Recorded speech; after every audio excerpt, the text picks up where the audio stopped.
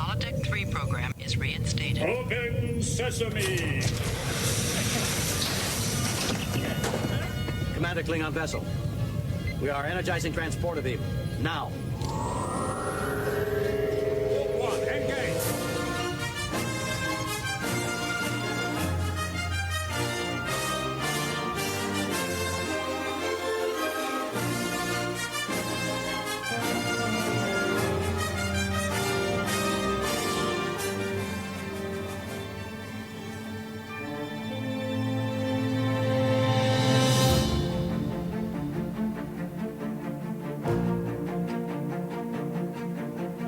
All right, hello, welcome everyone to Star Trek from the Holodeck. This is the Discovery Edition, and I am Michael, your regular host and captain of the USS Rain Man Digital. And at the science station today is David. Hello, David. The science station has no life forms in the horizon, Captain. No life forms in all of space. There's no life forms. You are absolutely the worst science officer of all time. I did not turn on the station, Captain. It wasn't even on. It wasn't even on. Okay, you know what? Take that shuttle and fly right into the DMA. Into the DMA with you.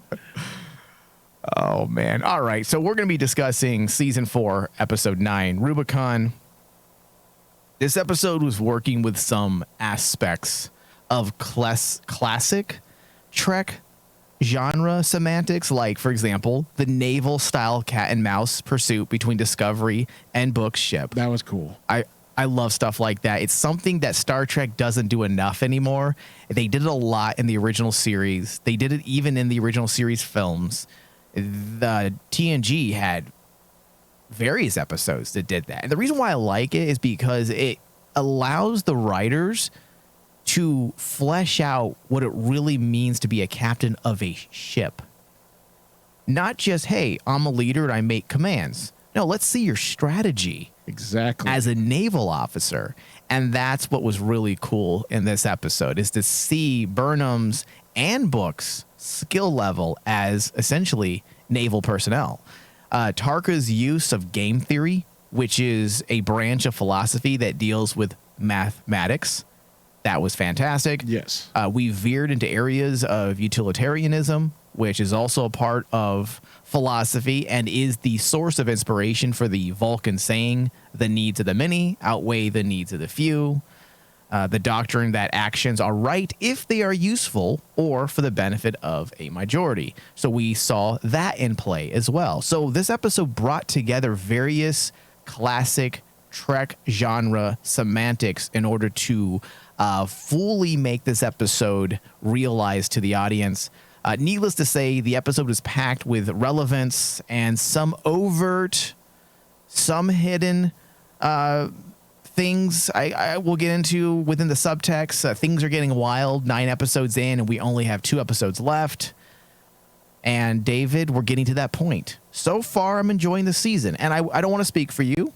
I believe you as well are enjoying the season so far. Yes, I am. I mean, I'm definitely enjoying how the season ending is going more than I have in past seasons of Discovery, where we've talked in nauseum about it, how Discovery just tapers off. It just falls flat. Not just Discovery, Picard as well. But and that's where I'm getting at, David, because as people know by now, for some reason, at least from our perspective, during this new era of Trek, the writers seem to have difficulty successfully closing out a season. Typically, the last 2 episodes is when things tend to break apart, narratively speaking. In fact, Discovery seasons 1 and 3 and Picard season 1 both suffered from this inability to land the ship. Season 2 of Discovery, whatever your feelings are on the season as a whole, managed to successfully close out the season's narrative and myth arc. So out of 4 seasons of new Trek, I'm not including Lower Decks at this time. It's a little different type of show to it's a different format to compare. Yeah. So we will be watching while pleading to the Trek gods or the god of Shakari. Listen, I'll pray to the god of Shakari if it means giving us an amazing ending, because that's more frustrating than a bad season. It is. Like Picard was frustrating after episode 5, but it was still watchable. It wasn't until the last episode and a half where you're just like, oh my God. Where you wanted to just basically punch the screen. Yes. But when you have, like last season was great. I want to say 95% of it. But then the last episode, you're kind of like shrugging, like, what is happening? And that happened with the first season. Yes. So I'm hoping that doesn't happen this year.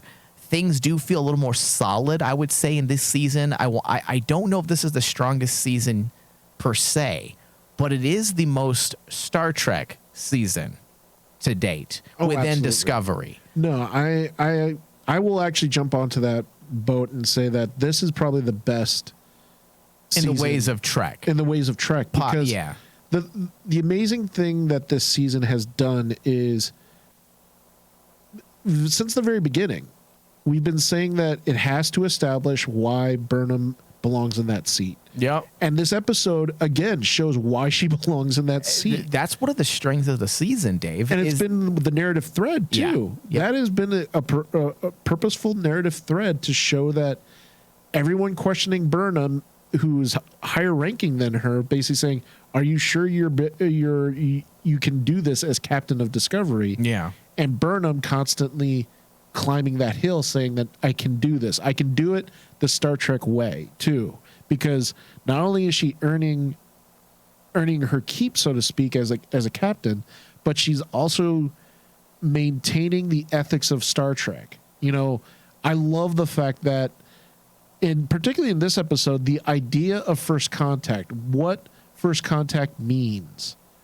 and the significance of that moment really harkens back. It made me think of like all those moments in Star Trek that we've seen where first contact happens, you know, like first contact with the Vulcans, first contact with the Klingons, how that all means something bigger than a lot of people don't think about. First contact is very, very important And within the world of Star Trek. And in this episode, that was the big theme between what was going on with Book and what was going on with Burnham. Is like, does Book basically just automatically make first contact and shoot the thing in the face, whatever it is? Yeah, he literally did a Will Smith. Welcome to Earth, asshole. Exactly. And then like I like the fact that even on Book's part, suddenly the gravity of the situation starts bringing into him. It's not about just getting revenge. Right. He's about to make contact with a alien life form that no one has ever seen before. What's going to happen? You know, Yeah. He smacks. It's like if you've never seen a bear in the woods and you don't know what a bear is, but you decide to smack it across the face, not knowing what it's going to do. You talking about an actual bear or a gay male? A little both. Oh, okay. Probably a little both. But like if you think about it, that's what the concept of the argument is like, okay, you're going to meet this new species you've never seen before. How do you react to it? And the philosophy behind it, you know, it's kind of like why we have my favorite moment in Enterprise, in the seasons of Enterprise. It was when they showed First Contact in the Mirror Universe and how it was different from First Contact in the movies. Instead of, you know, like the guy exchanging his welcome and, you know, shaking the Vulcan's hand, he pulls out a blaster and a shotgun, shoots, I believe. Yeah, it was a shotgun, and then he blows the Vulcan away. Yeah. And then you see the entire people like rushing onto the Vulcan ship to take it over. Let's be real. the That's probably argument. what would happen in real life. In today's society, probably. Yeah. Probably. But that's what the philosophical argument is. Yeah, no, I agree. And let's put a pin in that because I want to get back into Book because Book's going to take up a large portion of our discussion. Oh, But yeah. I want to start officially, Dave, and this will bleed right into the Book stuff. I want to start with the Bryce and Rice stuff. I found their ideological conflict interesting because it built on what was introduced last episode. the Book and Burnham stuff felt like it was an allegory for our own current political landscape, where here we have, again, in case you didn't catch on, a similar thought, or at least a continuation of that thought. They chose to be less subtle this time and actually foreground the allegory by using the crew, or at least two representational characters that work to express the idea further.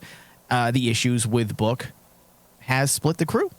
That's what's at the center of this division. And Rice and Bryce represent the two opposing views. Rice and a portion of the crew feel like Book is doing the right thing, and Yes. Bryce and others feel obviously differently. And I like what they did with it, especially with how they brought Culber into it. At times of division, we must identify that upon which we can agree, a shared goal that can lead to compromise. If that isn't taken from the Gene Roddenberry playbook, I don't know what is. That might be the most Gene Roddenberry element that's ever been included in Discovery to date.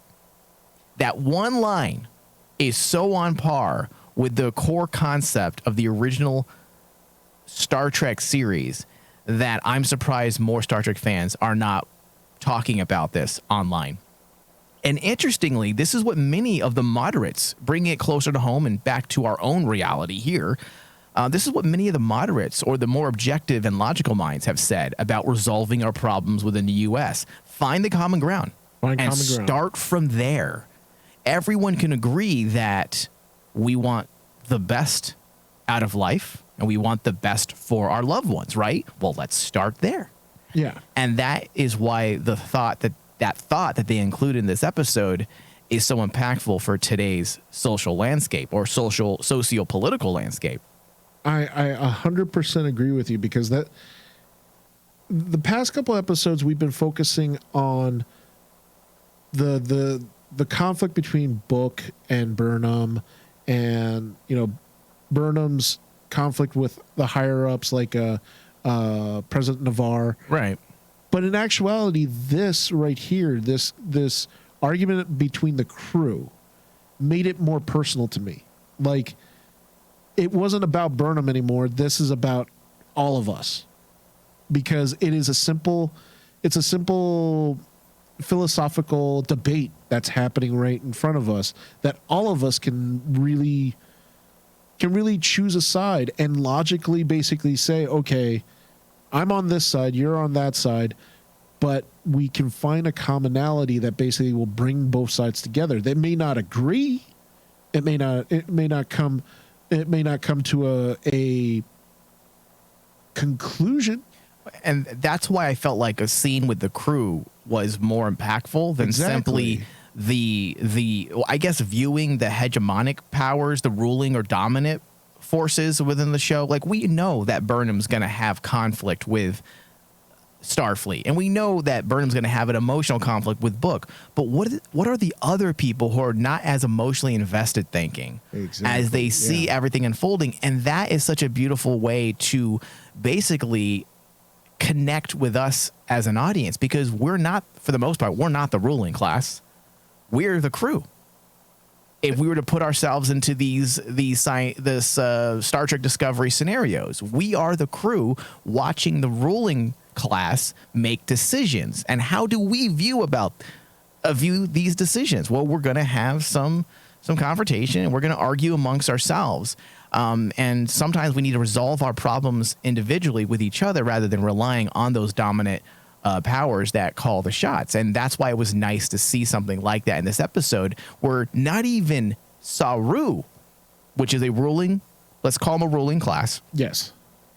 He didn't even come up with the solution. It was a member of the crew, Colbert, talking with members of the crew. He's not in command. Yes, he's part of the command crew, but he's not a commanding officer. He's not on the bridge. He's not dictating orders. So to have him be the one to bring that message to the forefront of the episode and disseminate that information to the crew, I feel is a very powerful statement about what's happening with us currently in our own country. So it was a strong statement. And David, this is another thing. This is the artistry of this episode as well. And again, the amazing cinematography that this show continually shows the fans in every episode. To add to this divisionary idea, the cinematography contributed Oh my God. as well. Dude, yeah. Visually. I mean, the motivational and poetic camera movements and framing are always a win for me. Yes. And just like the last episode where the director of photography framed Burnham and Book to reflect the differing opinions and conflict, The Well, division. we get something similar in this episode. And the scene I'm talking about is when Burnham takes a shuttle to confront Book, and they're positioned on opposite sides of the frame Yes. with space and the view screens separating Separating them. And there was a huge separation of nothing between them.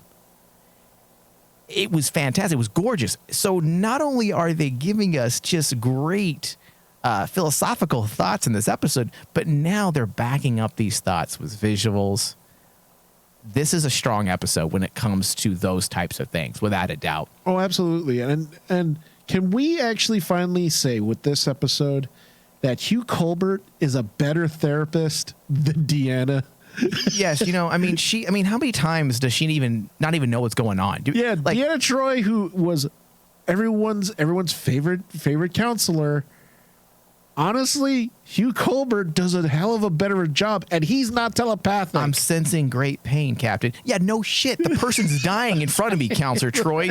Tell me something I don't know. No. He has a fist up his ass. Yes, I can see this. And do you remember when she loses her ability? Oh my God, dude, and that then episode, yeah. She's completely useless. So I'm like, She's well, you're useless. not really a psychologist then. You're cheating. You're using your telepathic abilities. That's cheating. You don't really have a skill set then. And think about it. I mean, Colbert is a true psychologist. is a true psychologist. And And David, just to back you up really fast, he might be the MVP of the year. I was about to say is like, we've been loving what Book has been able to do and Burnham's been able to do. But one of the most unsung people, in my opinion, when it comes to the crew is Hugh Colbert. Yeah. I mean, we make jokes about how Colbert, needs to dump Stamets. But like this season, dude, have you noticed that the Stamets and Colbert thing hasn't really been brought up? It's more focused on Colbert as a human being doing his job. I feel like the writers, David, are finally understanding certain things that have been irritating viewers. Now, I say that just as a way to stress a point because for the most part, as I always say, I've enjoyed Star Trek Discovery as a whole, but there's little things that they do with the characters that just irk me. Like, I don't care about Stamets and Colbert's relationship every single episode. Exactly. Which is what they gave to us for almost 2.5 seasons of just them either emotional or upset at each other or breaking up. And their entire stories amounted to just a relationship between two men. And that was their story. That's it. There's so much more you can do with these two characters. And finally this season, they're separating them more and showing them fully fleshed out as individuals and not just representational devices. Yeah. Because that's what I felt like they were doing for the first 3 seasons. It was like, hey, listen, these are gay characters, so we're just going to use that aspect in order to craft their stories. And now they're showing that they are much bigger than just simply their sexuality. That's why that's a strength. That's why I think that this particular season of Discovery is the best, because in this one season, we've gotten more input on every single crew member, their job. Yeah. What is their job on the ship? What is the bridge crew supposed to be doing? And stop questioning orders. That's the one thing. Orders. Do your fucking job, Bryce. But everyone, or whatever his name is, Rice. Rice. Dude, it's so confusing. Rice and Bryce. I know. I was like going, God damn it! Do they have to make them the same name? I literally didn't even know. I knew both their names, but I didn't put together that they're so effing similar until I was putting together the notes today, and I'm like, that is confusing as hell. But you know what? With this episode, it was brilliantly done. That's like having a character in, like, let's say the original series, Spock and Clock. A clock or Mock. Mock, yeah, Mock. that's better. Spock and Mock. But like when it comes to the season, I've been so surprised, happily surprised that basically each character has been getting, we've been getting more input and like seeing them more than just what they represent. Yeah. We've been seeing, Stamets as the engineer that, since season 1, I've been going, Stamets is a really cool engineer. I like to see him do some engineer things. I feel like I feel like all of our LGBT characters until this season have essentially been a type of iconography. It's just a way to, hey, these guys are symbols. They represent this. And that's it. Here's our gay representation. Here's our non-binary representation. Here's our trans representation. I'm like, well, that's great. I'm all about representation. But what the fuck are you going to do with it? What are you going to do with it? And this season, they're actually doing something with these characters other than simply saying, hey, they are more than just pieces of symbolism. Yeah. And in particular, the one character I agree with you should be the MVP is Colbert. Yeah. Because out of all of Star Trek, I cannot think of any other character that has become one of the best counselors I've ever seen. I mean, he's better than Troy because... What about Esri Dax? Esri Dax was really good. I didn't really consider Dax actually a counselor. She never even did anything. She never did anything. Her only client, if I remember correctly, ended up being Worf, and that was a conflict of interest. That was a conflict of interest. Didn't they bang? Exactly. And that's why I'm like going, I didn't see Dax as like a counselor. You can't actually even look at McCoy. McCoy's not he's just a doctor. He's physician. a doctor, man. He's not a counselor. Yeah, but Jim, I'm a doctor, not a therapist. That's what he would have said if they threw him into that position. Oh my God, dude, that would be so freaking Dr. hilarious. McCoy probably would have caused someone to commit suicide with his cranky bedside manner. Like, imagine if he was a therapist. He's like, I'm really depressed. Man up. Man up. God damn it. Here, drink some alcohol. Yeah, here you go. Here's some Romulan ale. I know it's banned, but it's okay. Here you go. It's okay. It's all medicated. Yeah. Get yourself a medical card, and it's not illegal. The only character that I feel kind of got really pushed into the background and kind of got lost is one of my favorites that I was hoping they would touch on is Janet Reno. Yeah, I was going to say that. Reno's character, I really wanted to know more about her, but I understand why she's not front and center in this season because her character and her character type does not flow well with this type of narrative that they're doing. I don't know, Dave. I think they could have. I don't really know. How, though? Because they've eliminated, think about it, they've eliminated 3 characters. They're not really using. Oh, Jesus. I forgot her name. Janet Reno? No, Stamets' pseudo child. Oh, Gray and Adira. Adira. They're not really using Adira that much. They're not using Tilly. Tilly's gone. Well, Tilly's gone. Yeah, Reno's gone. They've eliminated some faces, and maybe they did that in order to tell a more tight narrative story. Yeah. Because think about it. I mean, like with Adira's storyline is about, belonging somewhere and dealing with the Trill species. No, that's great. Or that's great. Yeah. But like both of them, their storyline doesn't flow well when it comes to this narrative of, making the right decisions, becoming a great leader, dealing with a divide. It's not, I wouldn't say flow. I'd say they're really, I agree with what you're saying, but I would probably describe it as being just unnecessary. Yeah. And that's okay. How many times have we said this on other shows that we cover? It is okay if you don't use characters every single episode. Exactly. It's okay to use them when they're needed because that's what characters are for. They're essentially there to help you tell your story. Exactly. So if there's no story to tell, sideline them a bit and use them when you need them. Now, obviously, don't completely forget about them to where when you do bring them in, it doesn't make sense and no one gives a shit. But But I feel like so far what they're doing this season, I don't feel like I'm missing any character except for maybe Jet Reno. But she's also, to be perfectly honest, even though I love her, she's one of my favorite characters, she's not vital to the show. Yeah. She's I not. mean, think about it. I mean, in all good Star Trek series, we don't have like a complete focus on every single crew member. No, there's seasons sometimes where certain characters aren't really focused on. Yeah, there's seasons where we don't see them for a while and suddenly they come back. I mean, TNG was infamous for it because like so many iconic characters were like almost one and done. Barclay's almost a one and done when you think about it. He only lasted like one or two seasons. Was it only that many? I thought he started.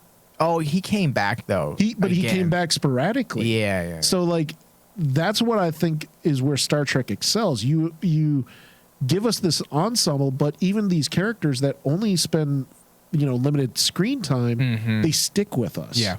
And that's where I see like Janet Reno, Adira, Gray. I see those characters being like that in this season. We know that they're there. Yeah.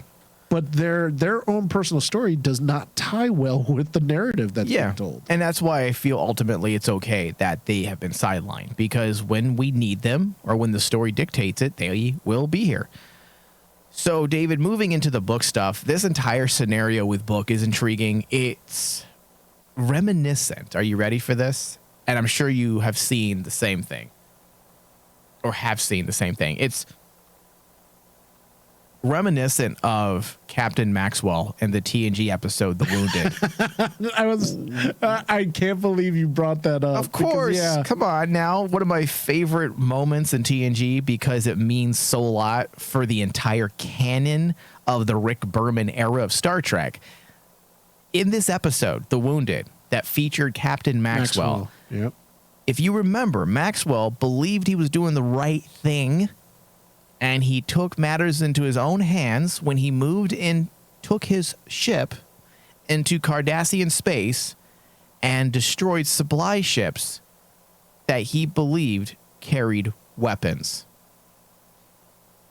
This issue is the consequence of actions, okay? This is what I'm waiting to happen in Discovery. It's got to happen.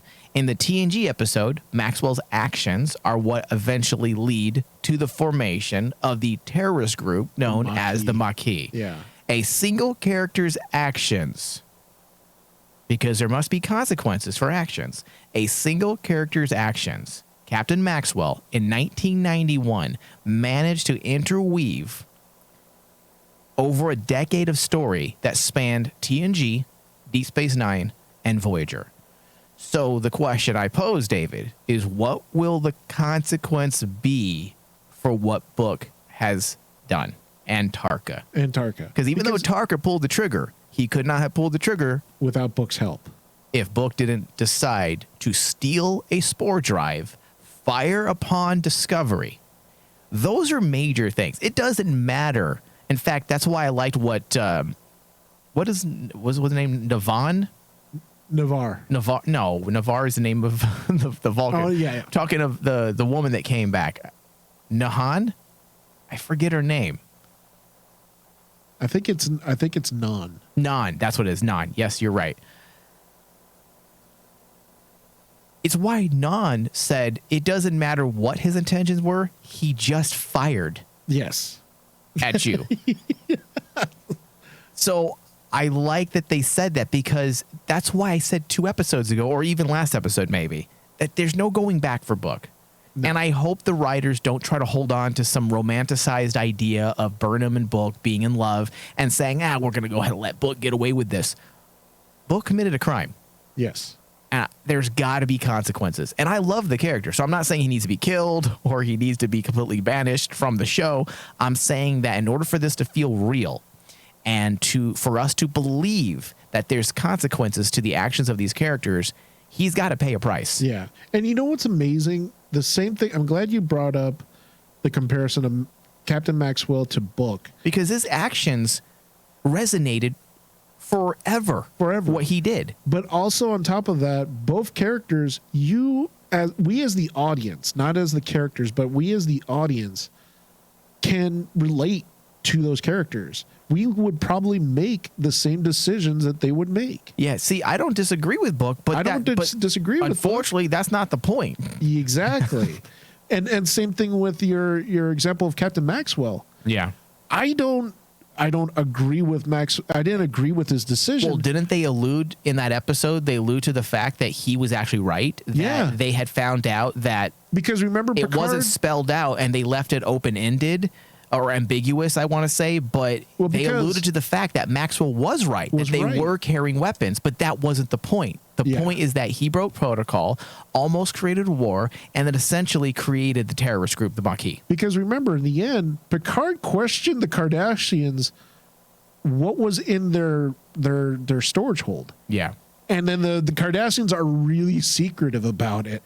Yeah. And it's like, at that point, Picard became like us as the audience is like, we know that they were hiding something. A terrorist act is a terrorist act. It doesn't matter what the reasons for it was or not. I mean, Book decided to take a weapon and try to destroy for first contact. His action was to destroy the DMA. So there's got to be huge consequences. There has for to him. be. I'm hoping. Now, even if those consequences are simply story related, meaning not necessarily, or let's say myth arc related. Obviously, there'll be some type of comeuppance he'll have to pay when it comes to the Federation, right? There has to be. But I'm talking about from a myth arc perspective, the actions of blowing up that DMA, there's got to be some consequences to that. Especially, dude, the one thing that I was cracking up at is like they blow up the DMA. Yeah. And then another DMA just shows up really easily. Okay, Dave, so that might actually be the consequence. Maybe they awoke the sleeping dragon. The sleeping dragon or the sleeping giant. I mean, in fact, how daunting and hopeless was that ending? I mean, a new DMA appearing in the same place, that's basically tells us even more about unknown species 10C. Now, we already had assumed that they were highly advanced, but now we find out they're even more powerful to the point that that weapon didn't even matter to them. Yes. It's the god of Shakari, Mike. Face it. They didn't even miss a step with the destruction of their mining device. So, to add to this threat, David, there was an aspect that we didn't get into last episode because I forgot, and we were running behind, if you remember. But let's remind people what boronite is and its connection to Star Trek Voyager, because the stakes have risen for sure. Yeah. Okay. Now, the last time and only time boronite was ever mentioned in Star Trek was in Star Trek Voyager. Yes. And it was connected to something called, if you want to remember this, or if you want to remember this, if you do remember this, it was connected to an episode that delved into something called the Omega Directive. Yes. And the episode revealed that the Omega Directive was so important that it was highly secretive, and the only people that knew of this Omega Directive were captains of their vessels. And it had to be high-ranking vessels, too. And they were sworn to secrecy. They could not tell anyone about the Omega Directive because it could essentially slip into the wrong hands if the Omega Directive had to be utilized, because it would mean boromite and what they call the Holy Grail of science. Let me backtrack. I'm completely losing my train of thought here. Let me just go back to what I have written because it's so much easier and concise. The Omega Directive. It was revealed in the episode of Star Trek Voyager. All Starfleet captains were always under strict orders to destroy an Omega particle. Yes. That's the important part there. An Omega molecule is so destructive and so rare that Starfleet can't mess around and try to harness its energy at all. They cannot, because it's too dangerous. In the same episode, 7 of 9 reveals the perfect Omega structure, makes it the science of the Holy Grail of science, essentially. Exactly. For the Borg, she says. And at one point, the Borg tried to create their own Omega molecule using boronite. The possible destructive powers of boronite were introduced and then forgotten in that episode, and it was never brought back until Discovery. Yeah. So, according to Discovery writer Sean Cochran, the Borg were only able to construct an Omega molecule using boronite for a couple of seconds, but now in Discovery, Burnham points out that an unknown alien species, 10C, is destroying entire planets as they dredge to mine large quantities of boronite, as we saw in the last episode. What this means is simple. The abilities of species 10C are way beyond anything anyone has encountered in Star Trek ever. Yes. And it's deeply or closely connected to the Omega Directive. It's only a matter of time, Dave, before they bring up that phrasing, because if they're dealing with boronite, the next logical step is for them to conclude that this has to do with the Omega molecule. The Omega molecule. So right now, we were led to believe that possibly this structure out beyond the galactic barrier could just simply be a place where they harness energy, where they live. It may be completely benevolent. It's fine. Nothing to worry about. But if they are mining boronite at this level, or boronite at this level, then it's got to be connected to the Omega molecule. Yeah. And if that happens, Dave, we're in some uncharted territory. And that's pretty exciting. Dude, you know what's really exciting? The last couple of months, I've been noticing more and more ties to Voyager are starting to spring up with a lot of the series. You know why, David? Because Voyager's great. Because a lot of people slept on that show. Yes, they're they did. They're like, fuck this show. And then they go back and realize, just like with Deep Space Nine, they go back and realize, this is pretty good. It's pretty good. There's some things here we can definitely use. And I actually really do remember that Omega Directive episode. Yeah. And it's one of my favorites because it really showed the type of captain that Janeway was. Janeway, I remember that the whole story in Omega Directive was the fact that Janeway calls the crew together and tells them, okay, this is what I'm supposed to do. This is my duty. If I see this, I have to go over here and just wipe this out, wipe it off the planet, or wipe it out of existence. Yeah. And the whole crew is appalled because, like, normally in Star Trek, you're not supposed to go in and just guns a-blazing and just eradicate something. You're supposed to look at it and you're supposed to study it and you're supposed to, like, learn from it. But Janeway, showing the type of captain that she is, basically says, no, my orders are this. We go here. It's going to take us off the path of going home. But because I ran into this Omega molecule, I have to go over here and destroy it. Yeah. And it was one of the coolest episodes because it was one of the first times you see real division, true like ideological division among the Voyager crew. Not just because they're Maquis and the Federation, but they're human beings that basically saying, well, wait a minute.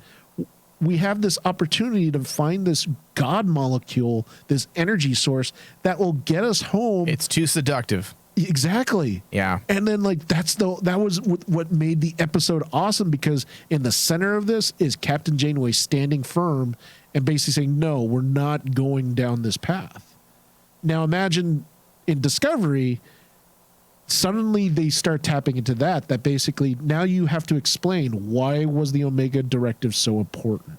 Yeah. This is why. This is what happens when the Omega molecule gets used, and basically, just like what you said, the temptation of a species using it.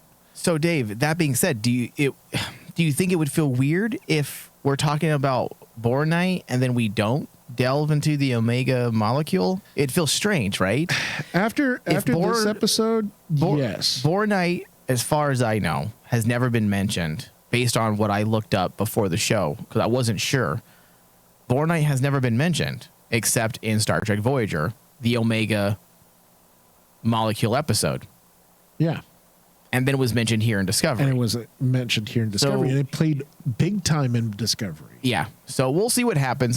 And overall, I'm not sure how any of this will affect the official first contact with species 10C. But as we can see in the last moments of the episode, in the end, the destruction of the DMA didn't matter. I still say, Mike, In the very end, all of a sudden they meet 10th C and they think it's a new alien, but it's gonna be an old alien, and it's gonna be the Paclids. Oh, David. The Paclids have found the Omega. Can you imagine that species finding the Omega molecule? It made them strong already. And it made them strong. Oh my God! Please, I think Star Trek fans' heads would explode. Your head is stuck in lower decks, and it's just not going to happen. Okay. The Paclids. I'm a Paclid. All I'm saying is there's a lot riding on these last 2 episodes, because if they build this up and then they give us the type of Sukal bullshit, because David, the idea, I keep saying this, the idea for the 3rd season was so fucking cool. The idea that there's this mystery that destroyed all the dilithium, the burn. And we're all theorizing. We're all like, wow, what could this be? This is amazing. In fact, a lot of us were saying that they don't even need to solve this year. Yeah. That's just an awesome setup for the new era of Trek in this new timeline. And then they end it and explain it with this child thing. It was the most, I honestly think it's probably the stupidest thing I've ever seen. It was a cry of a child. Yeah, and listen, the original series had some pretty stupid things. Remember that poodle that was dressed to look like an alien? Yes. Remember the plastic mask for certain aliens? No, you can Spock see with the eyes. no brain. Spock with no brain. There's some pretty silly things, but the reason why they get away with it is because those shows were made in the 60s. Yeah. Okay, so quick break. Get more from the Holodeck content by pledging to our Patreon page. This year, we've got a wide variety of Trek content planned for Patreon subscribers, so you don't want to miss out. We have pre-shows, exclusive podcast episodes like reviews on Star Trek novels, comic books, and topical discussions revolving around the Borg, the Maquis, Q, and more.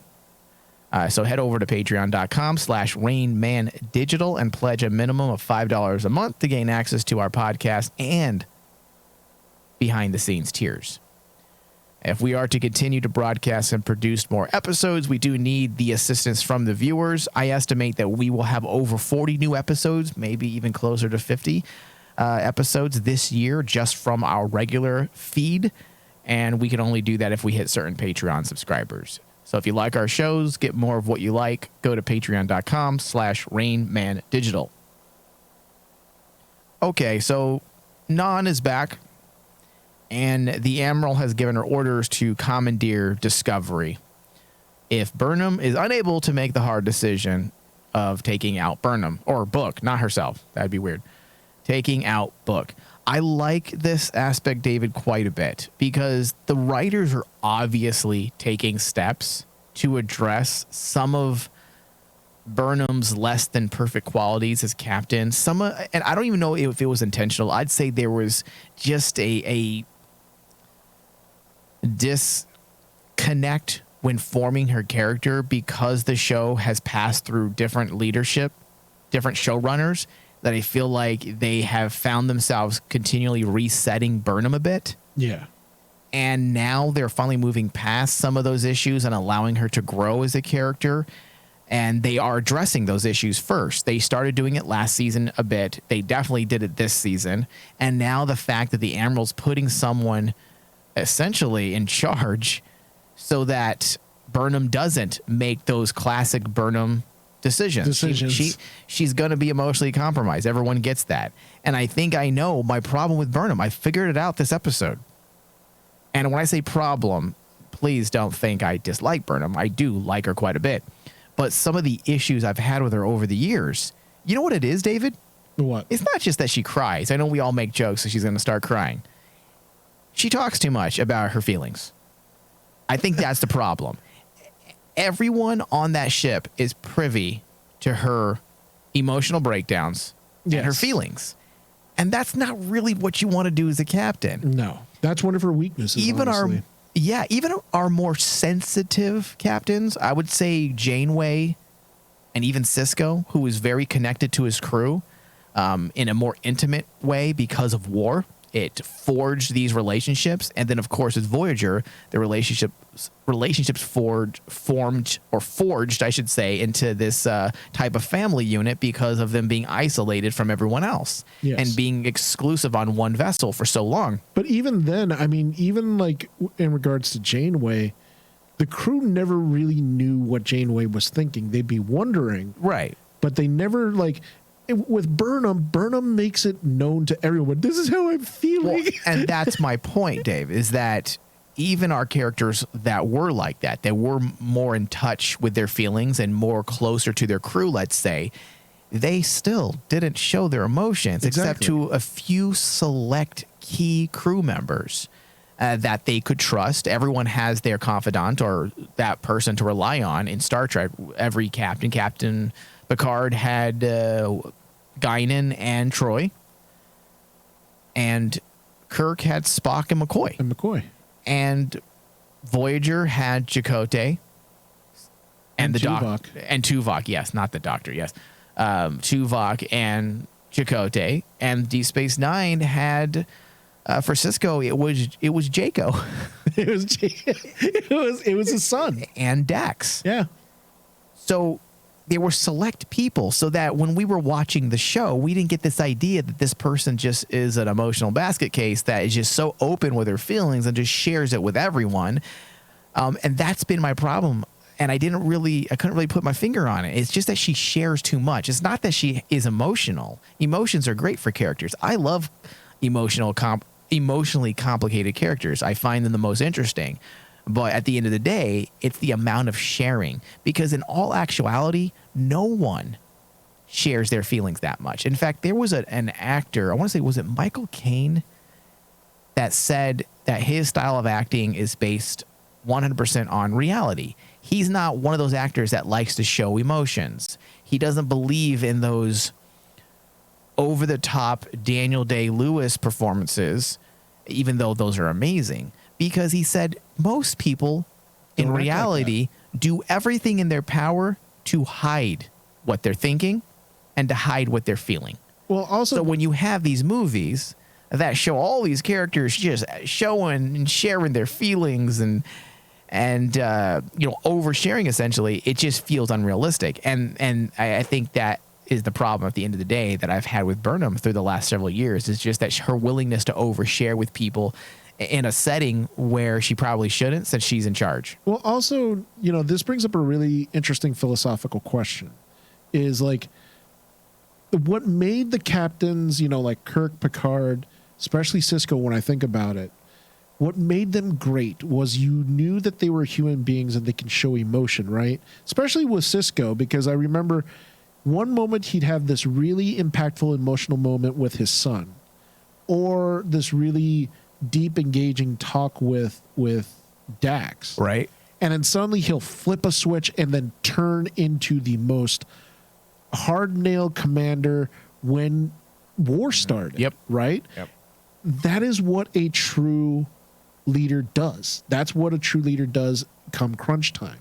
Right. They have to be willing to turn off the emotion and basically just turn on the badass mode. And I'm not saying every captain needs to be the same. There can be more emotional people. I mean, that's just the reality of it is that there are more emotional people out there. But I feel like when you have an individual who's in charge of a starship, yes, and is essentially a military position, a military and science position,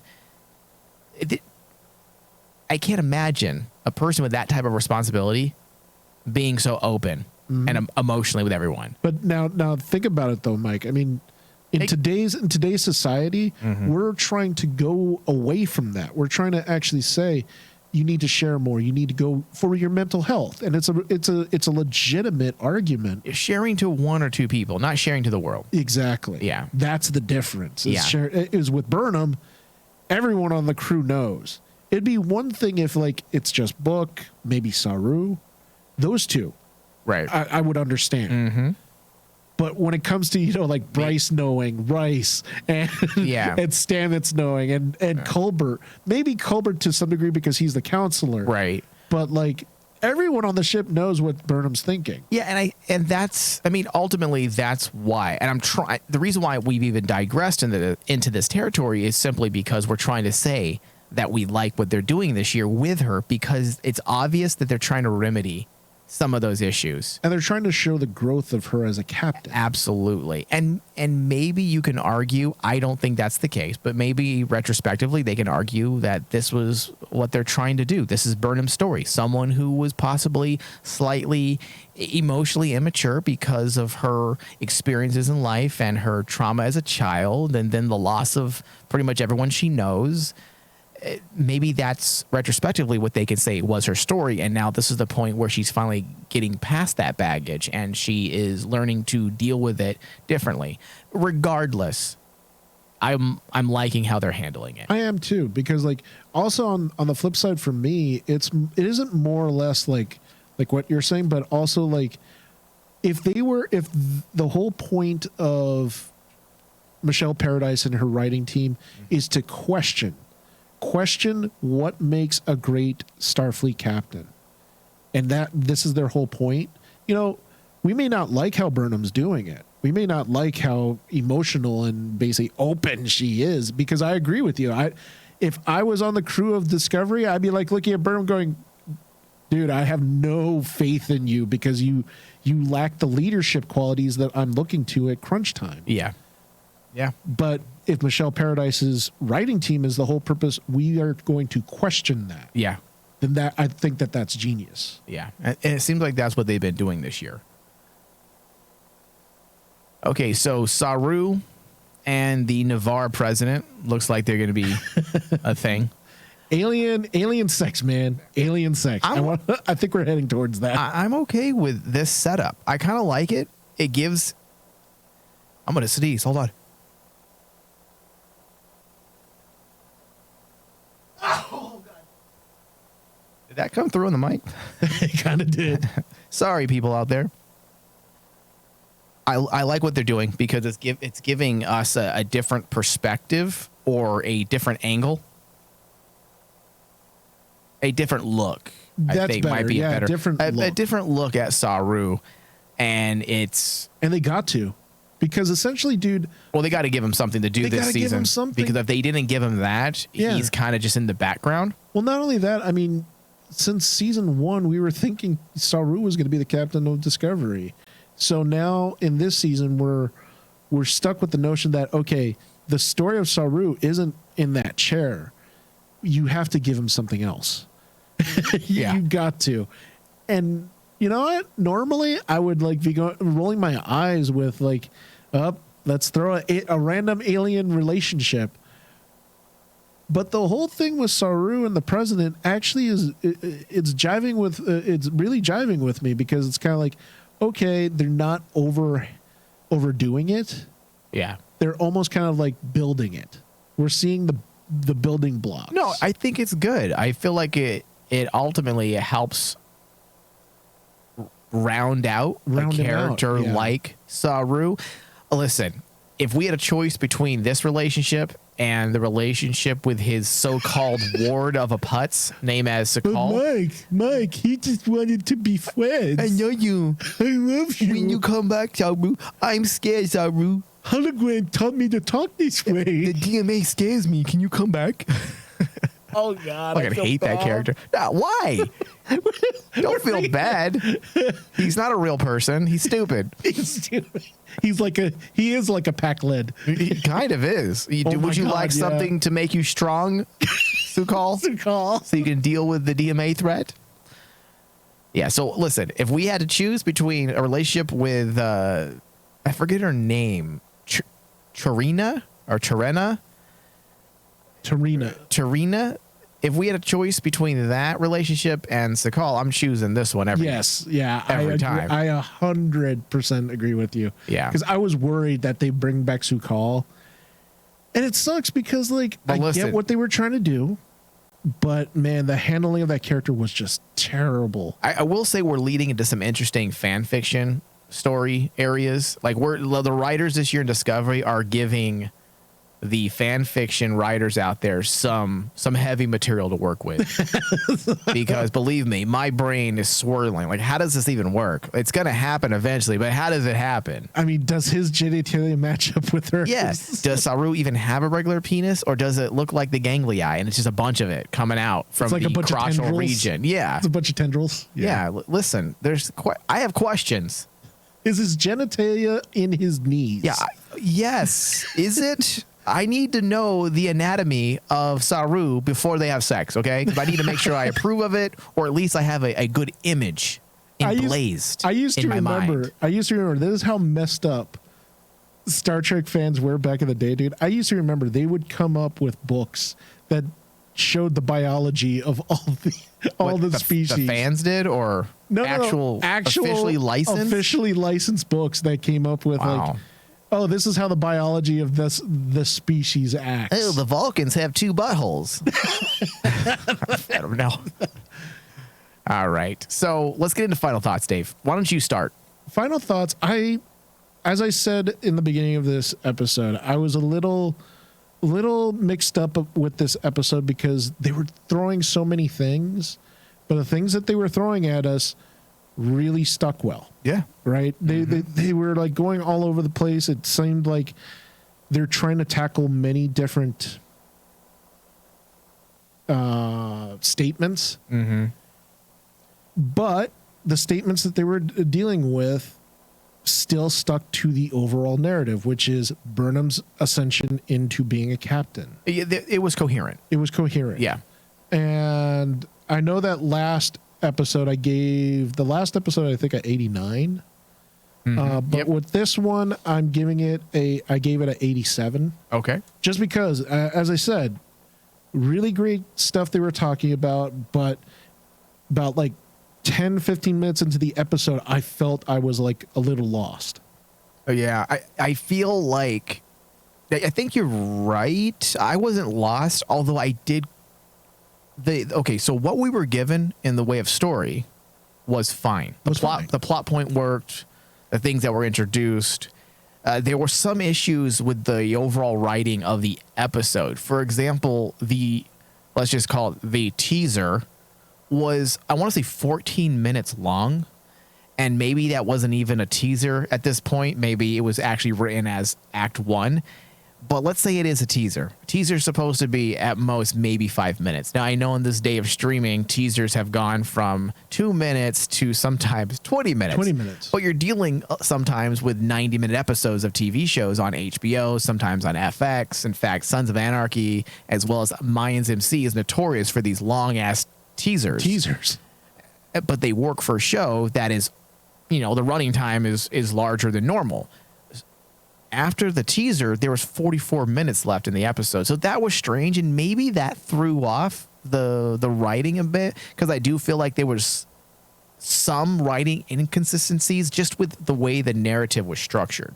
But as I said, the story and the elements that were introduced and given to us, it was fine. Yeah. So I do agree with you. There's something a little... The pacing kind of, I don't know if it's the pacing. I honestly would. I only watched the episode once, so I'd have to actually go back and pay attention exclusively to the pacing, and I should say I'd have to go and specifically watch the episode with the eye for pacing and writing, and that's it. And then probably I can come back and say definitively whether or not it was the writing.